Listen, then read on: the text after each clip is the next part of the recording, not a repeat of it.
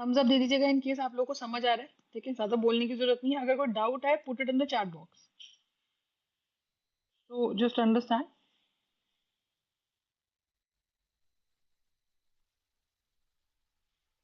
ठीक है, अब देखो, तो हमारे पास सबसे पहले क्या है, डाइपोल मोमेंट। ठीक है, डाइपोल मोमेंट क्या होता है, ध्यान से देखिए। डाइपोल मोमेंट आने से पहले ना हमको एक छोटी सी चीज पता होनी चाहिए, which is nothing but number one, vector. ठीक है, वेक्टर क्वांटिटी हम लोगों ने नाइन्थ क्लास में तो पढ़ी ही हुई है। तो वेक्टर क्वांटिटी का बेसिक मतलब क्या होता है कि कोई भी ऐसी फिजिकल क्वांटिटी, कोई भी ऐसी फिजिकल क्वांटिटी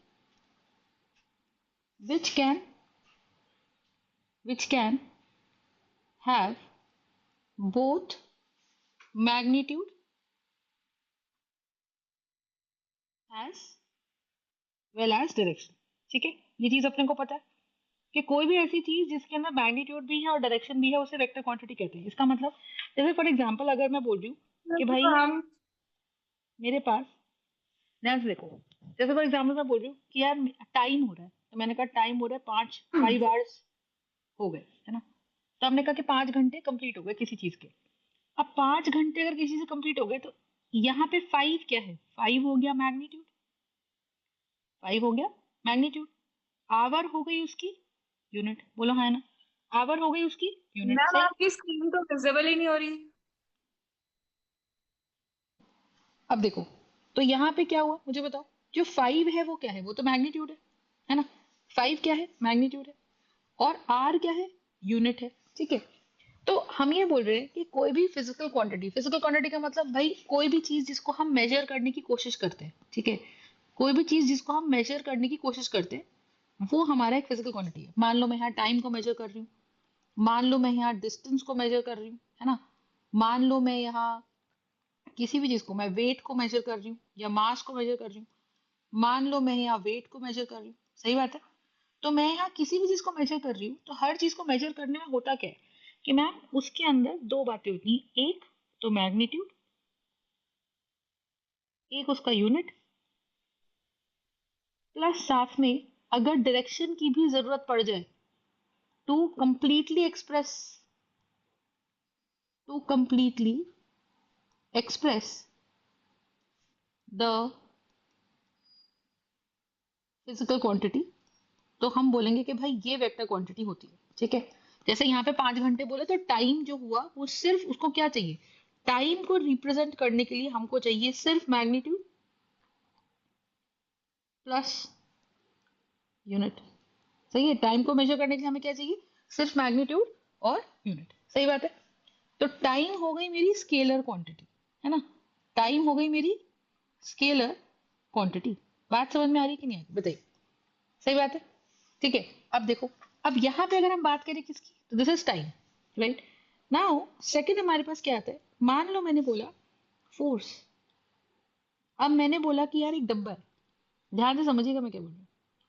तो जब ये डब्बा मुझे पता चला, तो मैंने देखा कि यार इस डब्बे पे मैंने एक फोर्स ऊपर से नीचे लगाया। तो ऊपर से नीचे जब फोर्स लगाया तो मैंने कहा 10 न्यूटन से मैंने इसको पुश डाउन करा, ऊपर से नीचे मैंने इसे पुश डाउन करा 10 न्यूटन से। तो 10 न्यूटन डाउन, ये चीजें बतानी पड़ी, तब समझ आया कि यार ये डब्बे में क्या क्या फोर्स लग रही है ना। सोच के देखो, अगर मैं इसको एक्सप्रेस करना चाहूँ तो मैं क्या बोलूँ कि 10 तो हो गया उसका मैग्नीट्यूड, 10 तो हो गया उसका मैग्नीट्यूड, एन हो गया उसका न्यूटन, है ना। और डाउन क्या है, डाउन है उसकी डायरेक्शन, सही बात है, राइट। तो हम ये बोलेंगे कि 10 becomes the magnitude, Newton becomes the unit. लेकिन अगर मैं बोलूं कि इस डब्बे पे मैंने 10 न्यूटन की फोर्स लगाई, तो आप में से ही किसी ना किसी का पहला क्वेश्चन आ जाएगा कि मैम फोर्स कहाँ लगाई, ये तो बताओ। लेफ्ट टू राइट लगाई, ठीक है, कि लेफ्ट टू राइट लगाई या राइट टू लेफ्ट लगाई या टॉप टू बॉटम लगाई, कहाँ लगाई, हमें क्या पता। तो हम ये कह रहे कि भाई हमारे पास जो फोर्स लगाई वो हमने टॉप टू बॉटम लगाई, यानी कि डाउन डायरेक्शन में लगाई, यानी कि डाउन डायरेक्शन में लगाई, बोलो हाँ, सही बात है।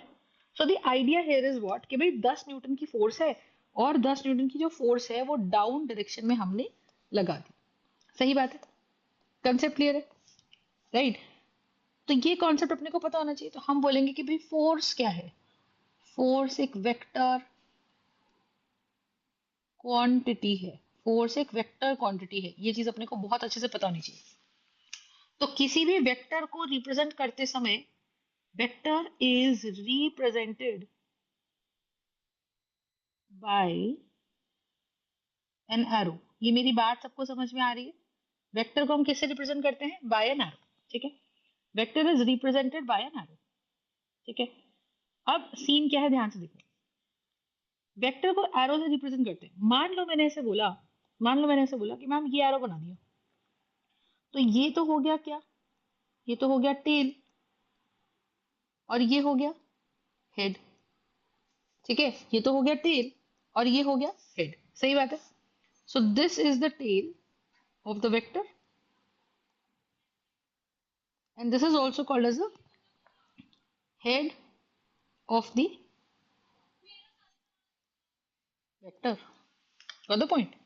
तो अब अगर मैं बोल रही जो हेड है, head of the vector points towards a particular direction, points towards a particular direction, सही है। It points towards a particular direction, सही बात है। तो फॉर एग्जाम्पल अगर मैंने ऐसे बोला, अगर ऐसे बोला कि यार इधर एरो लगा देते, तो इस वेक्टर का नाम क्या रखिए? वेक्टर ए, है ना। तो वेक्टर ए रखा, ये इसका क्या है? ये इसका टेल है, टेल ऑफ द वेक्टर। और ये इसका क्या है?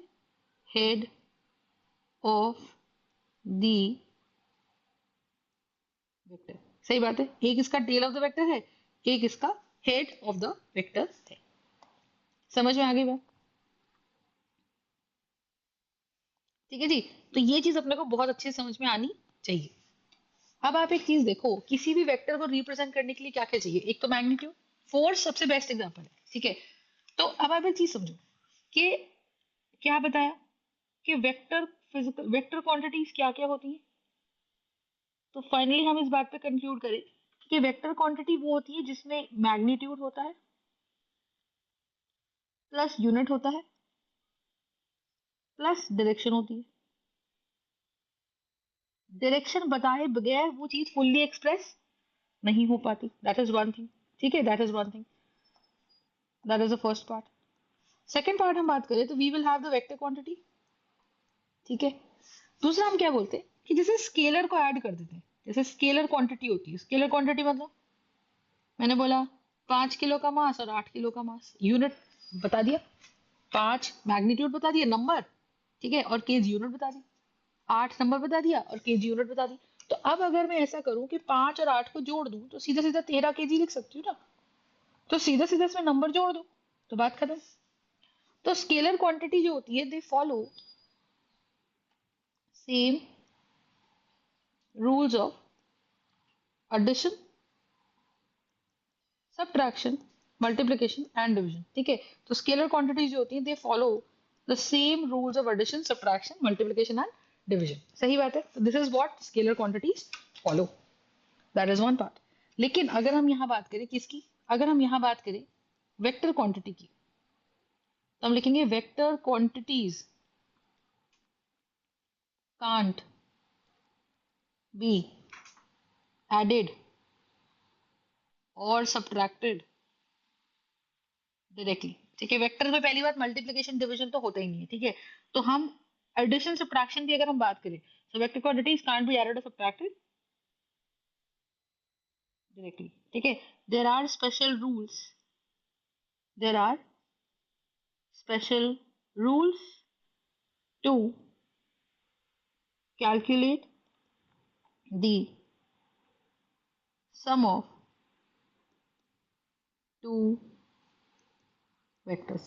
Are you understanding my point? So there are special rules to calculate the sum of two vectors. Logic समझा सबको? तो बताइए, सही बात है everybody? So vector quantities can't be added or subtracted directly. There has to be some special rules to calculate the sum of the two vectors. Is this part clear or not? Just tell me that. Right? Are you understanding, guys? Yes ma'am. ठीक है, अब देखते हैं। अब कहानी क्या है, कैसे ऐड करें दो वेक्टर को। अब यहाँ पे बात को समझिएगा, इट्स वेरी वेरी इंपॉर्टेंट। ठीक है, देखो, तो